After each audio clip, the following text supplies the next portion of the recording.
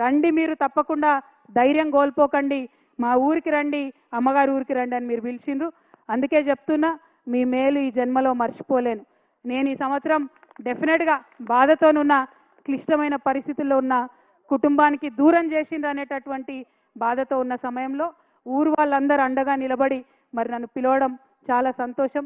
ఎన్నడూ కూడా సంతోషంలో ఉంటే ఎవరైనా పిలిస్తే తింటారు, పోతారు, మర్చిపోతారు. కానీ దుఃఖంలో ఉన్నప్పుడు ఉన్నోళ్ళే నిజమైన స్నేహితులు. ఇవాళ దుఃఖంలో ఉన్నటువంటి నాకు అండగా నిలిచినటువంటి మీ అందరికీ మళ్ళొకసారి హృదయపూర్వకంగా నేను వందనాలు తెలియజేసుకుంటున్నా. మీ అందరికీ తెలుసు, కొంచెం బాధ అవుతుంది, మీ ఇంటి ఆడబిడ్డను కాబట్టి మీరు అర్థం కూడా చేసుకుంటారని నేను అనుకుంటున్నా. పెళ్ళి అయి అప్పగింతలు చెప్పి తల్లిదండ్రులు ఇచ్చిపెట్టిపోతేనే బాధ ఉంటుంది.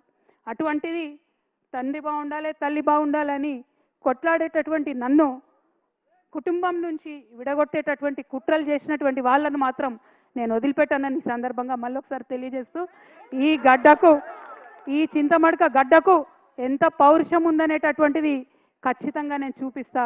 ఆ చూపించేటటువంటి నా ప్రయాణంలో మీరందరూ కూడా నాతో అండగా నిలవాలని చెప్పి మనస్ఫూర్తిగా మీ అందరిని కూడా నేను కోరుతా ఉన్నా.